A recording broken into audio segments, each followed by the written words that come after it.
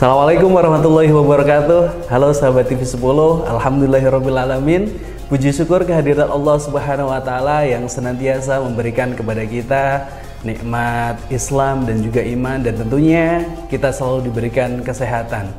Dalam edisi kali ini program Bincang TV 10 bersama saya Max Nata menghadirkan Ustadz Muhammad Usman, Sarjana Hukum Islam, yang hari ini spesial ya Ustadz ya, akan membahas tentang kemuliaan menggapai haji yang mabrur. Nah, ini sudah memasuki bulan Dzulhijjah ya Ustadz ya? Iya betul Mas. Nah, di bulan ini calon jamaah haji dari seluruh dunia sahabat TV 10 sudah hadir di Mekah, begitu akan menjalankan ibadah dan supaya nanti menggapai yang dinamakan mabrur. Nah, kita akan ngobrol santai saja hari ini untuk sahabat TV 10 yang ada di rumah, tentunya dengan Ustadz Usman. Nah, Ustadz, kita mengawali dari hal yang mungkin teman-teman yang ada di rumah tentunya pengen dong berangkat untuk haji. Nah, ini sebenarnya untuk haji ini untuk yang punya uang atau untuk yang mampu tenaganya atau yang gimana? Kadang-kadang kan pengen tapi belum ada uangnya, tapi kadang-kadang kita lihat ada yang sudah mungkin secara finansial sudah mampu tapi sepertinya kok tidak berangkat atau bahkan belum daftar kalau sekarang memang nunggunya lama. Gimana Ustaz? Baik. Bismillahirrahmanirrahim. Assalamualaikum warahmatullahi wabarakatuh. Waalaikumsalam. Alhamdulillah wassalatu wassalamu ala rasulillah wa ala alihi washabihi wa ala ma ba'du. Puji syukur kepada Allah Subhanahu wa taala, saat ini saya bersama Mas Mek yang spesial sekali di bulan Dzulhijjah, yaitu berkaitan dengan haji dan umroh ya. Betul Ustaz. Luar biasa kalau kita ingat tentang haji dan umroh, otomatis semua orang ingin melaksanakan haji dan umroh. Sekarang daftarnya panjang, luar biasa. Menunggunya pertanyaan bertahun-tahun gitu sampai. Pertanyaan kita, kenapa kok sampai haji dan umroh itu istimewa? Iya. Ternyata di situ ada salah satu ayat khusus dalam surat Al-Imran ayat 97 itu, walillahi 'alan nasi hajjul baiti man istata'a ilaihi sabila. Nah, nanti berkaitan dengan hal kisahnya ataupun sebab asbabun nuzulnya seperti itu. Kita semuanya ini termasuk orang yang bisa melaksanakan rukun Islam yang kelima ketika sudah haji dan umroh. Seperti itu. Apa yang mendasari hal itu? Ternyata ini semuanya rentetannya dari zamannya Nabi Ibrahim alaihissalam, Nabi Ismail sampai Rasul kita Muhammad Shallallahu Alaihi Wasallam. Otomatis kalau sudah mendengar haji dan umroh itu kelihatan seperti hal yang sangat luar biasa. Betul. Kenapa seperti itu? Berkumpulnya umat Islam sedunia, Mas. Tidak hanya Indonesia. Tidak hanya Indonesia, sedunia. Jadi kalau kita lihat hikmahnya, Ittihadul Islamiyah, persatuan umat Islam seluruh dunia itu ketika haji. Karena semuanya berkumpul dalam satu tempat Masjidil Haram ketika Arafah, di padang Arafah, ketika sa'i baina Safa wal Marwah, seperti itu. Tawaf di samping Ka'bah. Ini salah satu hal yang menjadikan event yang menjadikan syariat luar biasa. Dan ini tidak ada di tempat lain atau agama lain gitu. Di agama lain pun kalau kita lihat bagaimana Allah menyempurnakan agama Islam dari agama-agama sebelumnya, nah di sini kesempurnaan. Makanya ketika Rasulullah di Arafah itu turun ayat al-yauma akmaltu lakum dinakum wa atmamtu alaikum ni'mati wa raditu lakumul Islam madina. Itu sempurna ayatnya itu. Loh, bagi siapa itu haji kan seperti itu? Betul. Bagi siapa? Bagi orang yang mampu ataupun mendapatkan panggilan Allah. Seperti tadi Mas Mek bilang kan, apa orang kaya? Belum tentu orang kaya bisa.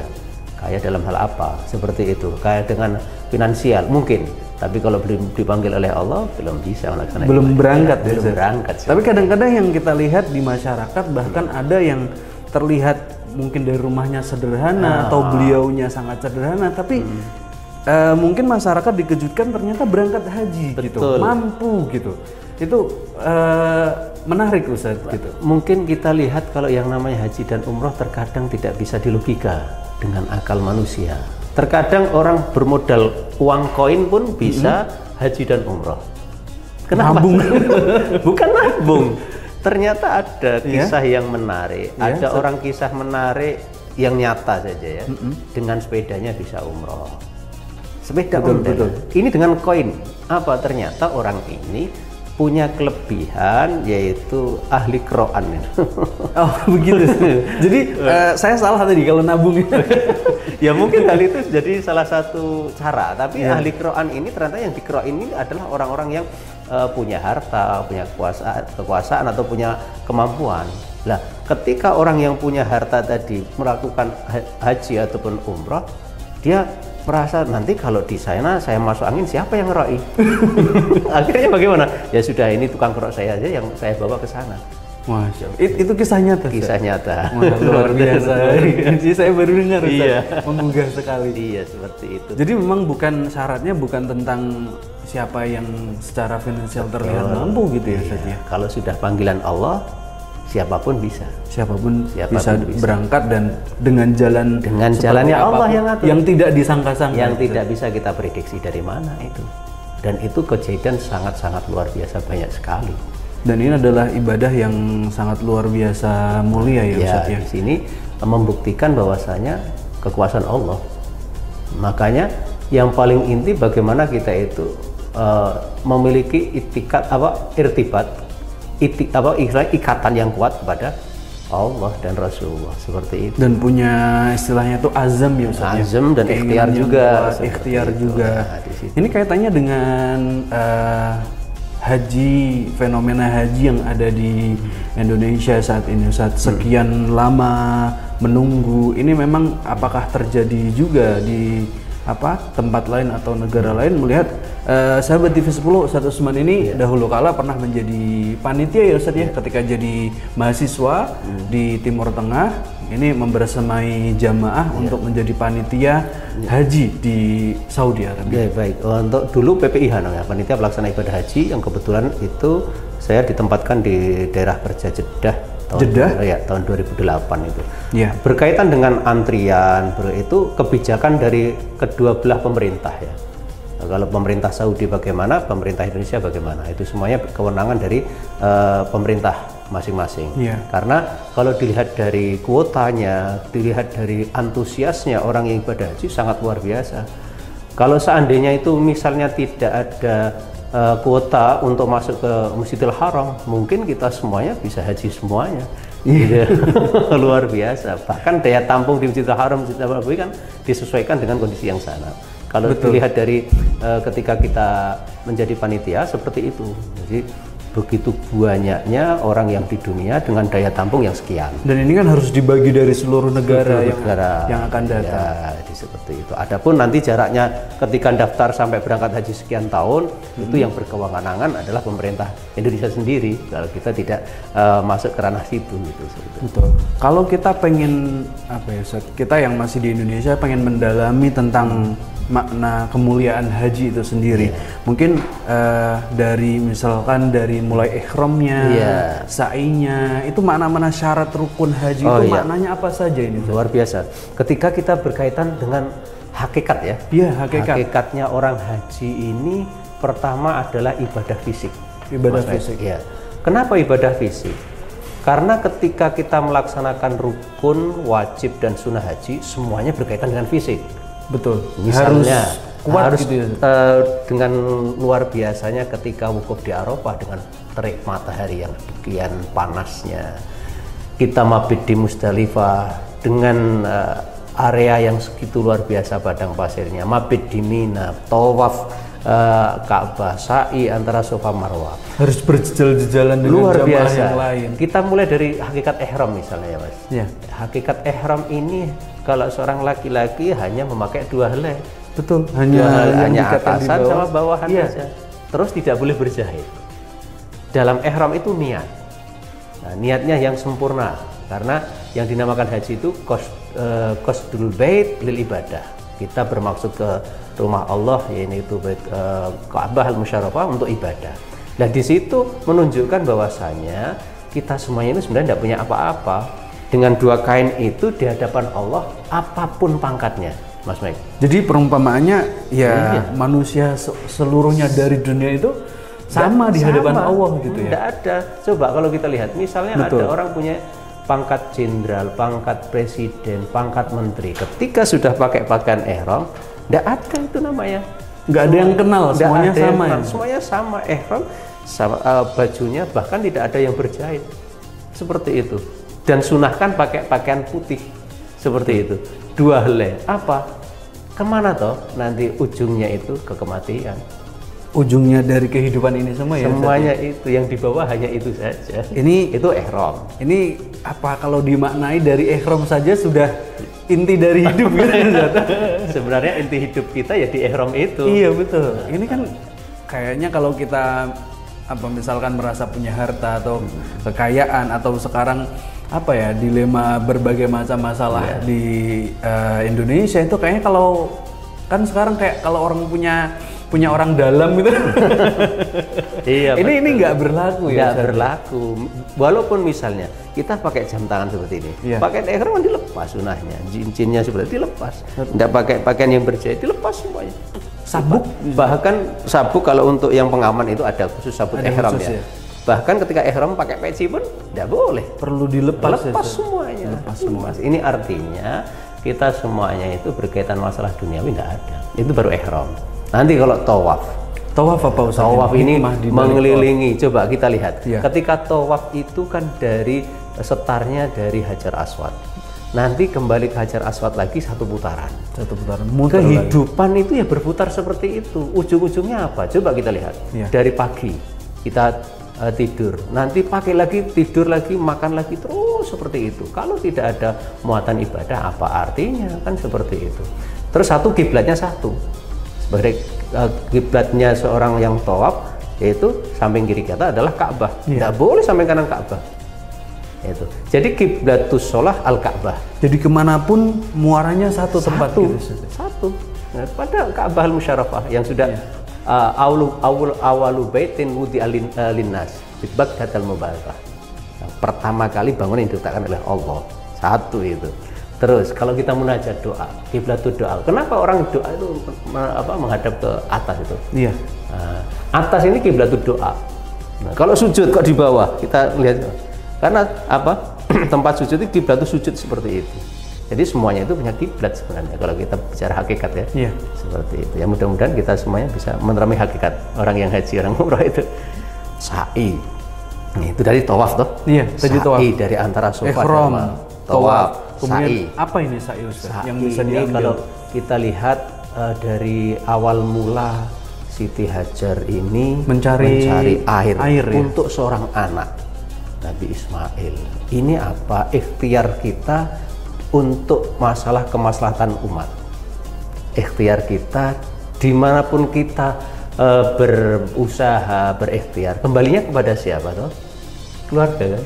Betul. Nah, airnya munculnya hanya di samping kakeknya. Samping seperti itu saja. Untuk siapa? Pertama yang dipikirkan Nabi Ismail kan? Iya, untuk anaknya. Iya. Jadi kalau hakikat seperti itu sebenarnya pertama kali yang kita pikirkan keluarga. Orang kemanapun jauh perginya, siapa yang dipikirkan? Keluarga. Orang merantau nyari kehidupan, artinya maksudnya nyari sesuap nasil ya. Iya. Pada akhirnya untuk siapa? Akhirnya ya keluarga. Untuk keluarga yang ada di rumah. Cuma ada catatan Mas May. Iya. Ketika orang berikhtiar antara Safa Marwah, Siti Hajar itu ya harus berputar-putar sampai ada yang namanya Sa'i itu juga seperti itu. Untuk menghidupi seorang keluarga dekat dengan Allah ya harus dengan ikhtiar yang sangat luar biasa. Betul. Muncullah nanti ke mukjizat dari Allah mendapatkan sumber yang sangat istimewa. Dan itu yang tidak disangka-sangka juga. Tidak disangka-sangka juga. Wah, itu Sa'i. Belum lagi wukuf loh Mas. Ini sepertinya sebagian seru ya Ustaz ya, obrolan tentang haji. Bagaimana caranya kita memaknai dan mungkin dari sini sahabat di 10 yang ada di rumah yang mungkin saat ini sedang menunggu giliran haji atau yang saat ini belum tergerak untuk haji dengan mendengarkan ini, insya Allah semoga dapat panggilan dari Allah Subhanahu Wa Taala. Sesaat lagi kita akan kembali lagi, tentunya masih dalam Bincang TV 10.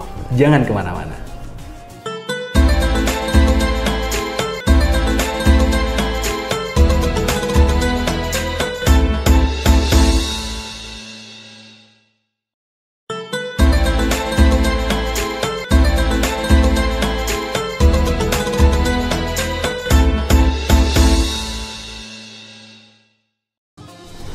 Kembali lagi sahabat TV 10 dalam Bincang TV 10 dengan tema menggapai kemuliaan haji.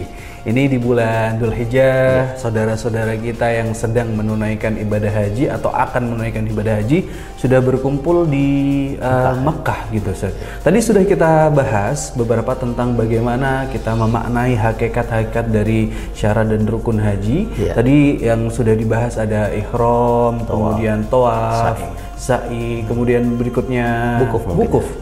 Kalau wukuf bagaimana, Ustaz? Kalau wukuf ini kita lihat luar biasanya dalam hadisnya Rasulullah, al-hajjul arafah, yang dikatakan haji itu wukuf di Arafah. Kalau dilihat dari wukuf di Arafah, di situ ada namanya Arafah. Itu apa tuh? Ternyata tempat ta'arufnya baina Adam wa Hawa, tempat bertemunya Sayyidina Adam dan Sayyidina Hawa. Waktu itu setelah beliau itu diutus oleh Allah ke muka bumi ini, sampai ada yang namanya Jabal Rahmah itu. Nah, Arafah ini seluruh dunia ketika dikatakan haji itu wajib wukuf di Arafah karena termasuk rukun haji. Kalau sampai orang itu tidak wukuf di Arafah, maka tidak sah hajinya. Batal ya? Batal, karena ini salah satu rukun. Rukun haji yang sangat-sangat luar biasa. Sampai-sampai dalam hadis lain itu, orang yang wukuf di Arafah dan dia menyangka tidak diampuni dosanya, itu dia celaka. Dan sampai segitunya Rasulullah mengisyaratkan. Kenapa? Karena di Arafah ini salah satu rukun haji yang membedakan dengan umroh. Satu. Yang kedua, tempat berkumpulnya seluruh dunia. Man waqafa bil Arafah walam yugfar lahu. Orang yang wukuf di Arafah dan dia tidak menyangka dia diampuni oleh Allah, wailun, dia celaka seperti itu. Bahkan kalau kita lihat hakikatnya wukuf di Arafah ini, tempat berkumpulnya seperti diibaratkan padang mahsyar.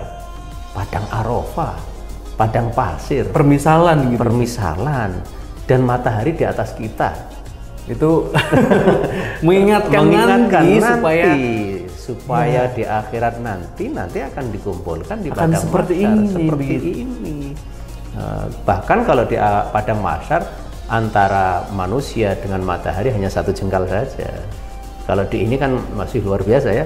Seperti itu. Makanya ketika di Arafah seperti ini, sunah-sunahnya banyak sekali, banyak munajat, banyak berdoa, karena di situ doa mustajab, doa dikabulkan oleh Allah, tidak akan ditolak oleh Allah Subhanahu wa Ta'ala, dan dosa-dosa akan diampuni. Seperti itu. Ini hakikatnya di Arafah ini, kita semuanya sudah lepas semuanya. Masya Allah. Kepada Allah Subhanahu wa Ta'ala. Luar biasa. Ini adalah ibadah yang sekali lagi luar biasa ya Ustaz Utsman ya. Jika jamaah haji atau seorang muslim yang sudah melaksanakan haji, selesai semua rukun dan kewajibannya, kemudian kembali ke tempat masing-masing, ini kembali lagi tentang kita yang Indonesia biasanya kan kemudian mendapatkan gelar gelar haji atau hajah. Ini sebutan ya. Sebutan. Ini untuk mengingat bagi yang sudah berhaji juga. Ini bagaimana sebaiknya atau memaknai gelar haji dan hajah. Gelarnya ini kalau kita lihat hanya suatu adat ya. Kita pun misalnya orang haji, nanti pulang haji tidak dipanggil haji, ya enggak masalah. Ya enggak masalah. Kenapa? Karena itu salah satu ritual ibadah rukun Islam. Seperti halnya orang sholat, setelah selesai sholat masa dipanggil as-sholah. Ini pulang dari haji, al-haji kan itu. Nah, tapi ketika orang itu menyematkan kata-kata al-hajj ataupun kiai haji, itu salah satu penghormatan bagi beliau-beliau seperti itu. Kenapa? Karena ternyata di zaman orang-orang tua kita dulu, ulama kita dulu, mau haji itu dengan perjuangan yang sangat luar biasa. Tidak semudah hari ini. Tidak semudah hari ini, naik kapal berbulan-bulan. Kalau sekarang tinggal naik pesawat, segera sampai gitu.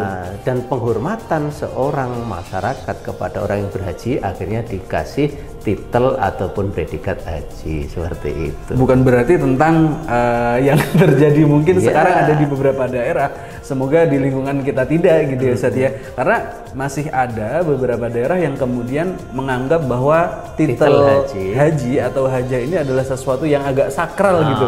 Jadi ketika tidak dipanggil, mohon maaf, itu kayaknya kok kurang gitu ya. Atau kayak keikhlasannya jadi jangan sampai nanti kita salah tujuan ketika mau haji terus pulang nanti dipanggil Pak Haji. Seperti haji, haja. Betul. Seperti mahasiswa kalau apa kuliah ya dipanggilnya harus sarjana apa gitu. Iya. Ini bukan seperti itu Bukan ya. seperti itu, karena ini semuanya murni ibadah kepada Allah. Kan tadi definisinya qasdul bait lil ibadah. Jadi kita bermaksud ke Baitullah untuk ibadah saja. Jadi ini Ustadz Usman maksudnya juga tentang bagaimana kita menggapai kemuliaan haji itu juga di hari awal niatnya nih yang harus dikuatkan dulu. Niatnya. Jadi tidak supaya apa misalkan nih karena punya berkelimpahan uang kemudian ambil haji furoda atau dan lain sebagainya supaya terlihat wah gitu. Itu juga salah niat ya Ustadz ya. Paling tidak pertama yang perlu kita tanamkan itu, kenapa innamal a'malu binniyat itu harus menjadi pondasi. Jangan sampai ketika kita ibadah niatnya hanya untuk duniawi, hanya untuk mendapatkan ketenaran seperti itu. Ketika sudah niatnya untuk masalah itu, untuk masalah duniawi, ya sudah duniawi yang dia dapatkan. Kemuliaannya akan hilang ya Ustaz. Akan hilang. Ini kaitannya dengan apa? Pertanyaan tentang haji mabrurnya. Ya betul haji mabrur karena yang disebutkan dalam hadis ya Ustaz ya. Itu juga adalah mereka yang hajinya mabrur. Nah, ini haji mabrur ini ada ciri-cirinya kah Ustaz? Iya betul. Itu kalau dalam hadisnya Rasulullah dalam riwayat Bukhari itu al-umratu ilal umrati kafaratun lima bainahuma. Wal hajjul mabrur laisa lahu jazaa ilal jannah. Jadi dari umrah satu ke umrah yang lain ini akan menghapus dosa. Betul. Sekarang kita haji misalnya. Iya. Nanti sore haji lagi. Hapus dosa kita. Terus al-hajjul mabrur, adapun haji yang mabrur, laisa lahul jaza ilal jannah, tidak ada balasan kecuali surga. Oh berarti haji yang mabrur ini memiliki predikat tertinggi karena balasannya yang balas Allah, surganya Allah. Iya. Pernah dikatakan kepada Imam Hasan Al-Basri, mal hajjul mabrur. Imam Hasan Al-Basri ditanya, apa itu haji mabrur? Yang seperti apa? Yang seperti apa tanda-tandanya?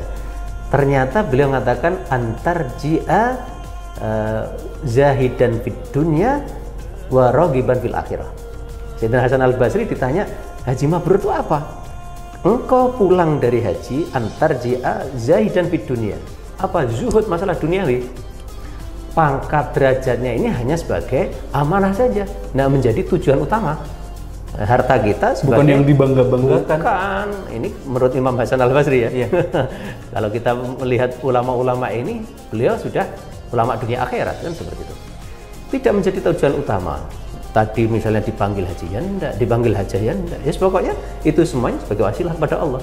Terus yang kedua, zahidan fil akhirah. Zahidan fid dunya wa raghiban fil akhirah. Raghiban fil akhirah itu mengharapkan bagaimana di akhirat itu berkumpul orang-orang yang betul-betul hajinya istimewa, apalagi yang mengajari haji kita Rasulullah SAW. Kan seperti jadi harapannya tujuannya adalah akhirat ya Ustaz ya. Bukan lagi tentang ya duniawi. Tadi. Terus ada hadis lain dikatakan itu, ataupun dalam makalah lain dikatakan min alamatil mabrur, jadi salah satu alat tanda-tanda mabrur itu ada 3 itu. Satunya itu ada apa salah satunya itu di situ disebutkan ifsa'us salam. Ketika dia sudah pulang itu saling menebarkan salam. Terus yang kedua, thayyibul kalam, bicaranya bagus, tutur katanya sopan, menjaga lisannya. Yang terakhir itu it'amut ta'am. Kalau kita lihat itu it'amut ta'am itu saling ngasih kepada orang, ataupun dermawan gitu. Dermawannya itu tambah luar biasa. Itu ada beberapa yang mengatakan seperti itu. Dari ifsa'us salam, menebar salam. Terkadang kita pulang haji, tidak ada yang ngecap salam, kita marah, ya tidak boleh. Malah kita yang nebar yang salam. Harusnya gitu. Iya, jadi ini kalau apa sedikit boleh saya simpulkan, jamaah haji yang kemudian kembali ke negara yang masing-masing, ke rumahnya masing-masing, ini secara akhlak akan menjadi lebih baik. Ibadahnya akan lebih baik. Luar biasa. Itu tanda-tanda yang akan melekat pada diri orang yang sudah haji, seperti itu. Kalau Imam Hasan Al-Basri itu kan kembali ke diri sendiri. Zahidan fid dunya, masalah urusan dunia sudah nanti dia untuk menggapai urusan akhirat. Kalau yang kedua tadi dari thayyibul kalam, terus ifsa'us salam tadi, terus it'amut ta'am tadi, dermawan semuanya, menebar salam, terus kita memiliki sopan santun yang bagus, menjadi salah satu kepada orang lain ikatannya. kan seperti itu. Iya. Ada yang diri sendiri kepada orang lain. Kalau ada haji mabrur, dalam arti kata lain berarti ada Ustaz yang haji tidak mabrur. Itu bagaimana Ustaz? Mohon maaf.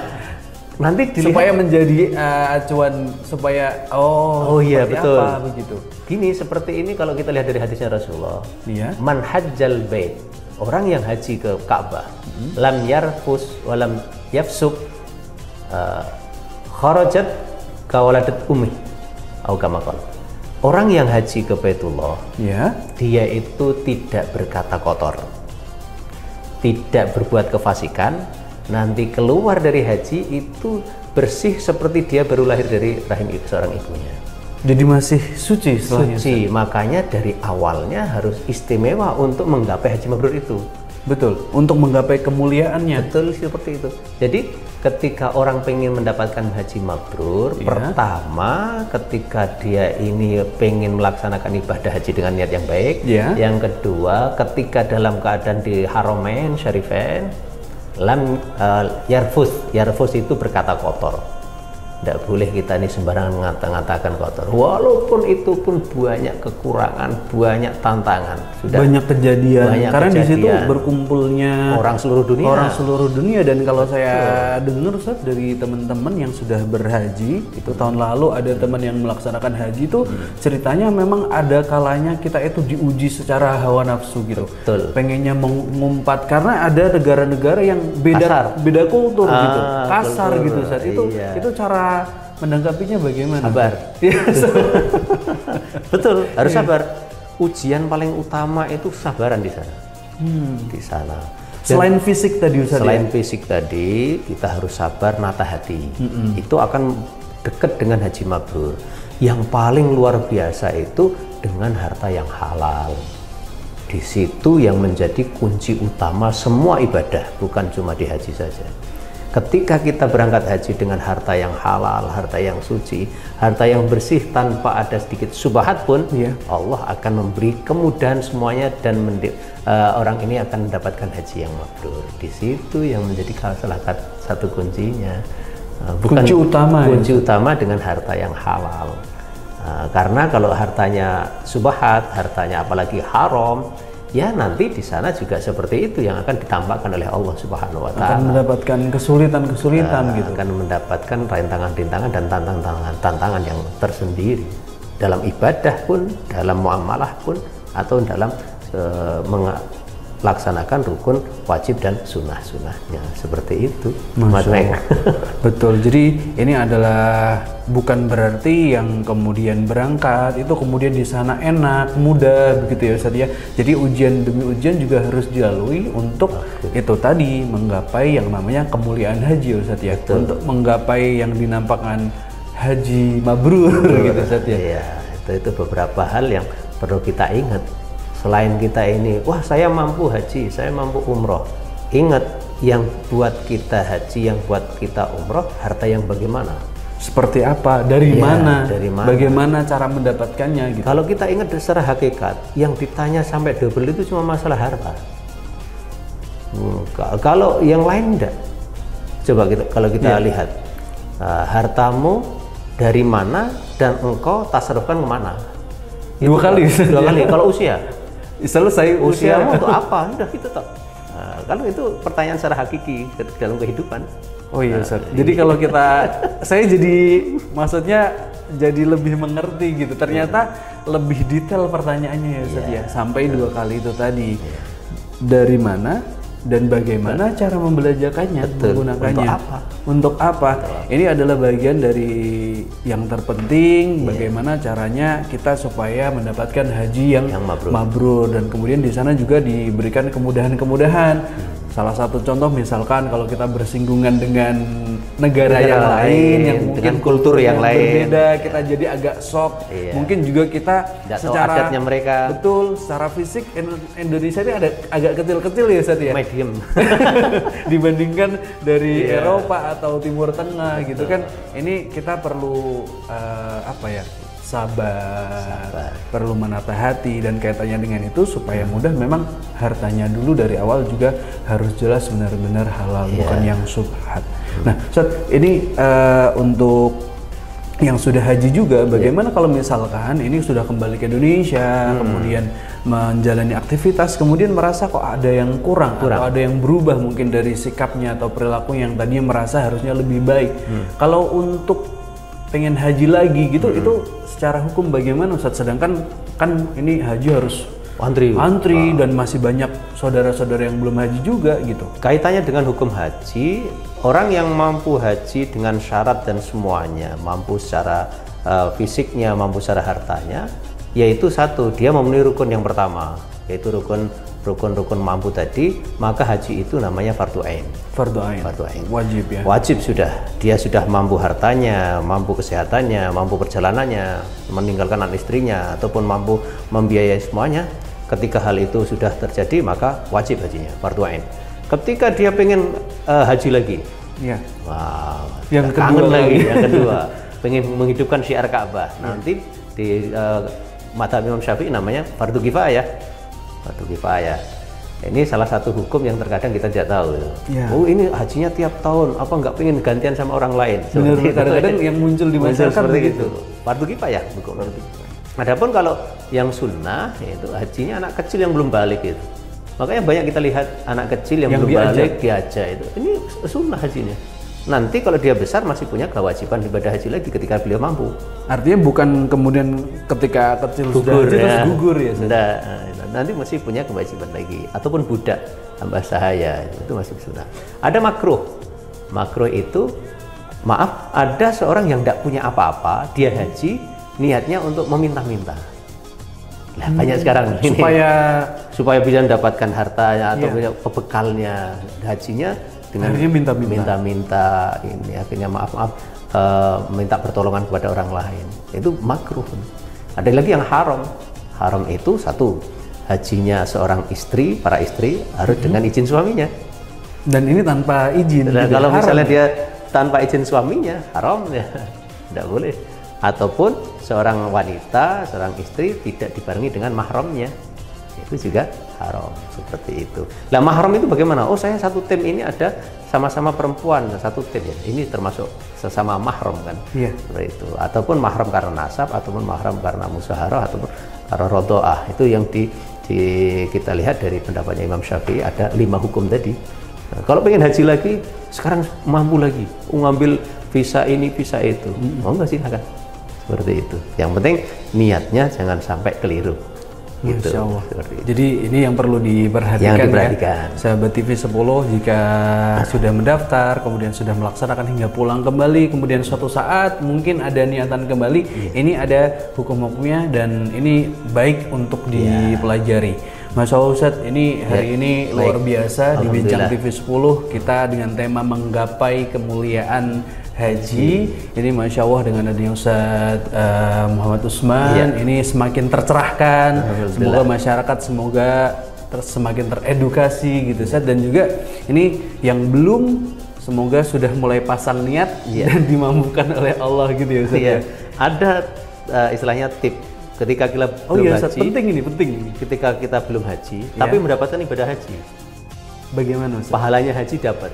Kita sholat jamaah subuh di masjid, sampai isyraq tidak keluar dari masjid itu, kita membaca Al-Quran, berzikir. Setelah sampai isyraq terbitnya matahari, sepenggala kita sholat isyraq atau sholat duha, maka orang tadi mendapatkan pahala haji secara sempurna dan sempurna. Masya Allah. Ini dilakukan perlu sekali atau sekian hari? Sekali waktu. Sekali waktu ya. Kita tidak bisa sebulan sekali, ya setahun sekali. Seperti itu. Kalau bisa setiap hari masa luar biasa. Masya Allah. Bagi orang yang sholat subuh berjamaah di masjid, kita nunggu isyraq di masjid itu, kita tadarus, kita zikir kepada Allah, baca aurat, baca zikir sampai terbitnya matahari. Setelah itu sholat 2 rakaat. Ini bagian dari keindahan Islam, bagaimana Allah memudahkan kita untuk menggapai pahala-pahala yang besar, kalau memang kita niatkan untuk akhirat begitu ya Ustadz ya. Ustadz Usman, jazakumullah khairan, hari ini sudah hampir di TV 10 sudah berbagi kepada sahabat TV 10, luar biasa. Terima kasih, sehat-sehat Ustaz. Alhamdulillah, mudah-mudahan bisa haji semuanya. Amin, amin. Saya doakan Ustaz. Semoga lancar dakwahnya Ustaz. Iya, semoga lancar, sehat-sehat bersama keluarga. Iya. Demikian sahabat TV 10 kebersamaan kita dalam Bincang TV 10 dengan tema menggapai kemuliaan haji bersama Ustadz Muhammad Usman, Sarjana Hukum Islam, dan saya Max Nata. Mohon maaf apabila ada kesalahan. Salam edukasi dan inspirasi. Saya pamit undur diri. Wassalamualaikum warahmatullahi wabarakatuh.